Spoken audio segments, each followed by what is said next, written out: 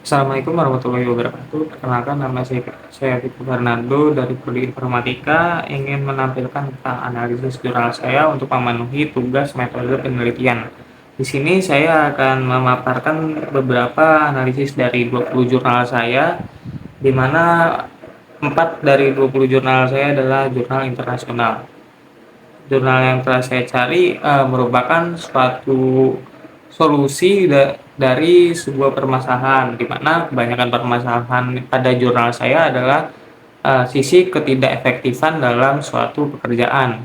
Oke, tanpa berpanjang-panjang, langsung saja saya sebutkan contoh dari 20 jurnal tersebut. Di sini ada contoh yang pertama adalah penentuan siswa berprestasi pada suatu SMK, di mana kalau sebelumnya di SMK tersebut melakukan suatu penilaian menggunakan metode manual. Dari banyaknya siswa, harus ditentukan mana siswa yang paling berprestasi, dan itu dirasa kurang efektif. Maka ditentukanlah suatu sistem yang dapat dapat melakukan suatu nilai dari beberapa faktor penilaian. Maka dari total tersebut, skor yang paling tinggi ialah adalah seorang siswa yang paling berprestasi.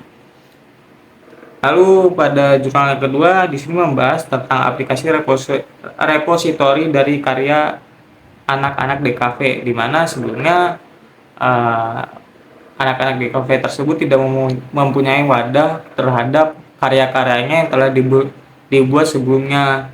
Maka pada jurnal ini telah dibuatlah suatu wadah berupa website yang dapat menampung beberapa karya pada anak-anak DKV tersebut. Lalu pada jurnal ketiga di sini adalah sistem informasi pada posyandu, di mana sebelumnya informasi pada posyandu ini masih dilakukan dengan cara manual, dilakukan dengan buku tulis. Lalu untuk jika ingin melakukan pencarian data dari sebelumnya itu agak kesulitan karena tidak tahu bukunya di mana. Maka peneliti pada jurnal tersebut membuat suatu sistem yang dapat mengakomodir sistem informasi pada posyandu itu menjadi lebih efektif. Lalu yang keempat di sini adalah peran web Masjid Istiqlal sebagai masjid nasional. Ini adalah salah satu dari jurnal internasional yang saya temukan. Di sini penulis menemukan bahwa Masjid Istiqlal mempunyai peran yang cukup vital karena sebagai masjid yang terdepan, masjid yang paling dikenal lah di Indonesia. Di sini penulis melihat suatu hal yang sangat hebat dari web tersebut, karena di sini masjidnya memiliki fitur virtual tour. Di sini jadi pengguna dapat lebih mengenal lagi Masjid Istiqlal melalui website yang telah dibuat. Lalu pada jurnal kelima di sini juga jurnal internasional, yaitu pemanfaatan AI pada aplikasi mobile di New Zealand. Penulis menuliskan bahwa semakin bertambahnya zaman, semakin berkembangnya dunia teknologi, penulis merasakan perlunya adanya penyesuaian antara teknologi AI dan para siswa sebagai pelajar yang merasakan pendidikan menggunakan AI. Maka perlunya ada kesesuaian antara AI dan siswa. Penulis telah melakukan survei atau berbagai macam observasi untuk melakukan penyesuaian agar terjadi kecocokan antara AI dan para pelajar di New Zealand atau Selandia Baru, sehingga pembelajaran menjadi lebih efektif. Lalu pada jurnal internasional selanjutnya di sini ada deteksi kerusakan pada smartphone, di mana sebelumnya penulis merasa bahwa untuk mendeteksi suatu smartphone tuh membutuhkan waktu yang lama, biaya yang tidak sedikit dan kurang efektif. Jadi dia melakukan suatu penelitian terhadap suatu deteksi pada smartphone yang dapat mengetahui di mana sih kerusakan atau kejanggalan pada smartphone ini, sehingga kita tahu dapat melakukan langkah apa untuk menangani masalah tersebut. Lalu pada jurnal selanjutnya adalah mendeteksi sisi emosional user pada e-learning. Nah, di sini penulis merasa bahwa perlunya adanya suatu keselarasan juga antara dunia pendidikan dengan emosional para pengguna. Jadi dilakukanlah riset-riset dan untuk penyesuaian agar terjadi kecocokan antara si pengguna dan juga media. Di sini adalah e-learning. Lalu setelah tadi ada 4 jurnal internasional, kembali lagi saya akan membacakan tentang jurnal-jurnal nasional. Di sini ada manajemen sistem antar dosen agar terjadi suatu keselarasan antara informasi satu dengan satu yang lain antar dosen agar tidak terjadi miskom. Lalu menggunakan media ini, penulis dapat mengurangi resiko tersebut. Lalu pada selanjutnya ada sistem informasi manajemen pada bengkel SMK. Sebelumnya di bengkel tersebut terdapat kekurangan pada sistem manajemennya, lalu seperti data-data barang dan lain sebagainya. Di sini penulis mengurangi resiko hal tersebut dengan membuat suatu aplikasi yang dapat memanage suatu bengkel dari SMK tersebut. Lalu selanjutnya ada deteksi intensi penduduk pada Smart City di Kalimantan Timur. Di sini si peneliti melakukan penelitian kepada beberapa orang terhadap bagaimana sih intensitas para warga terhadap Smart City di Kalimantan Timur. Di sini menemukan bahwa beberapa warga kebanyakan setuju dengan adanya Smart City di Kalimantan Timur dan berminat juga untuk meninggali Smart City tersebut. Lalu selanjutnya ada laporan laba rugi pada UMKM suatu usaha, di mana peneliti membuat suatu solusi untuk suatu manajemen dari informasi untuk laba rugi dari suatu usaha. Lalu selanjutnya ada media evaluasi kepuasan pelanggan dari Tokopedia. Di sini seorang peneliti membuat suatu wadah yang dapat menggambarkan dari kepuasan suatu pelanggan dari platform Tokopedia yang sebelumnya dirasa sangat samar dan kurang terarah untuk melakukan evaluasi. Di sini peneliti membuat solusinya. Lalu yang selanjutnya pengembangan AI di masyarakat. Di sini peneliti merasa perlunya adanya kesinambungan antara AI dan masyarakat. Jadi AI kan AI dijalankan oleh masyarakat juga sebagai usernya. Jadi perlunya ada kecocokan antara masyarakat dengan AI juga untuk mengembangkan beberapa software atau aplikasi yang pada akhirnya dapat memudahkan kita sebagai pengguna. Lalu selanjutnya ada pendeteksi sentimen review aplikasi pada Peduli Lindungi. Di sini peneliti melakukan beberapa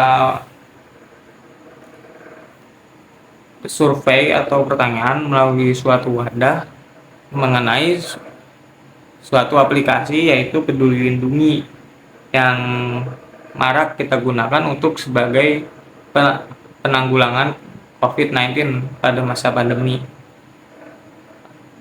waktu lalu.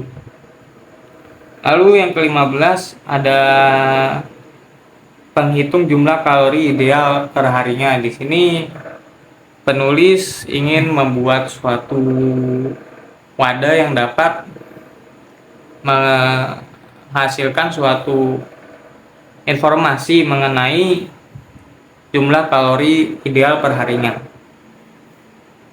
Lalu selanjutnya ada media evaluasi kepuasan pada Indomart. Itu kurang lebih sama seperti jurnal sebelumnya, yaitu tentang kepuasan Tokopedia. Yang ini mengenai PT Indomart. Lalu selanjutnya ada perancangan tampilan aplikasi distribusi alat kesehatan. Di sini ada antar usaha dan rumah sakit. Penulis membuat suatu media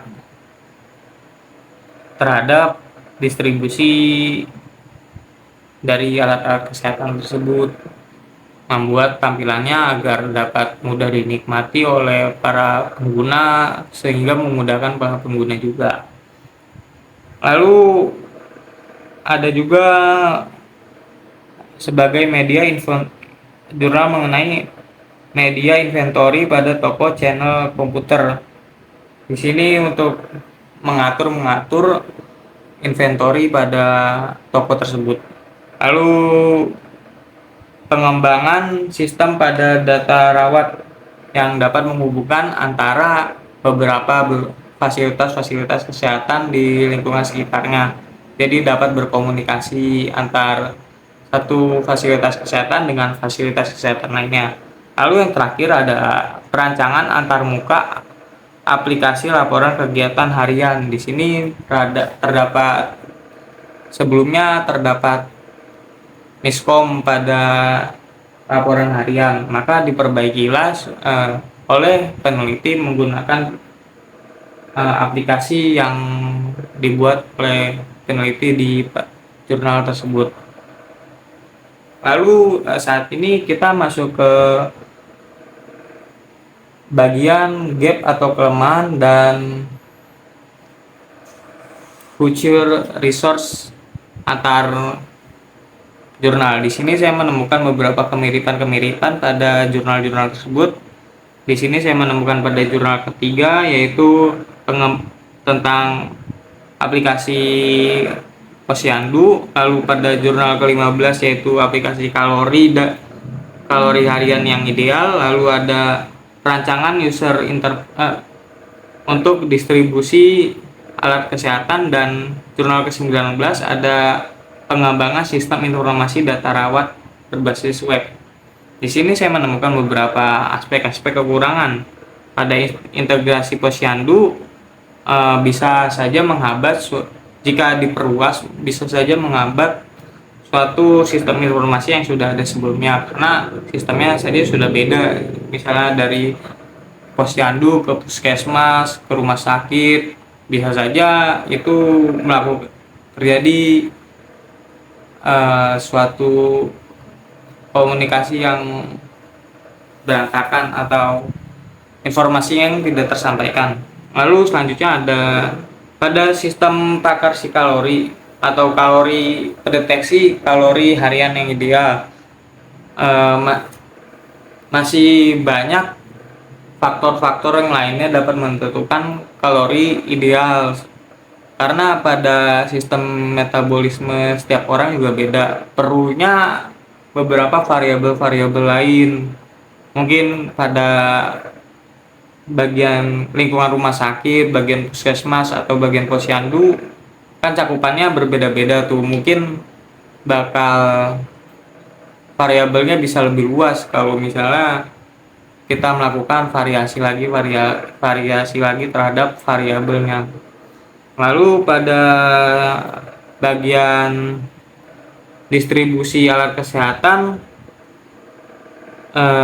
pada tampilannya mungkin terdapat kesenjangan antara, kembali lagi kepada variabelnya. Mungkin bagi variabel umur umur generasi Gen Z mungkin cocok, bagi generasi milenial belum tentu cocok, bagi generasi boomer mungkin belum tentu cocok.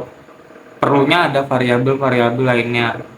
Lalu yang terakhir pada bagian data rawat ini perlu, karena menghubungkan beberapa informasi-informasi antar fasilitas kesehatan, ini sangat rawan sekali terkena oleh serangan cyber yang tidak bisa kita pungkiri.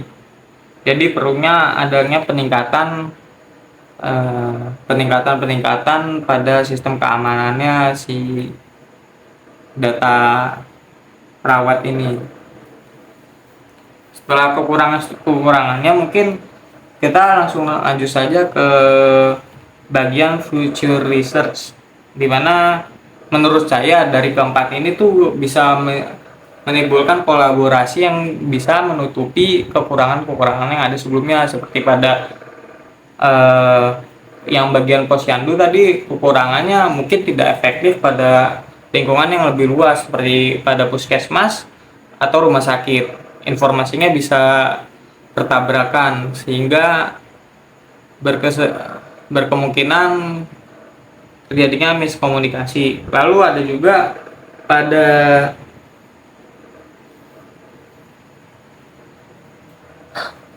pada yang kalori bisa dipermudah variabelnya, cakupan variabelnya dengan menuju ke posyandu untuk melakukan riset-riset sebelumnya.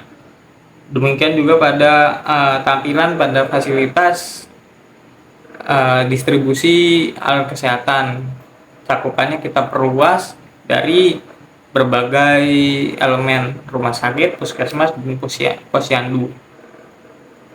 Lalu dapat kita lakukan finishing pada data rawat, yaitu setelah mungkin ada kolaborasi dari komponen sebelumnya, kita tinggal amankan saja atau kita lebih perketat lagi sistem keamanan pada aplikasi tersebut. Oke, itu mungkin cukup dari bagian gap atau kekurangan serta future research dari jurnal-jurnal tersebut. Lalu saya akan masuk ke draft judul tugas akhir saya. Mungkin sementara ini saya berpikiran untuk mengambil judul yaitu implementasi informasi kesehatan terbaru terhadap sistem informasi posyandu RW 11, yaitu RW saya sendiri. Mungkin sekian saja video kali ini, kurang lebihnya mohon maaf. Billahi taufik wal hidayah. Wassalamualaikum warahmatullahi wabarakatuh.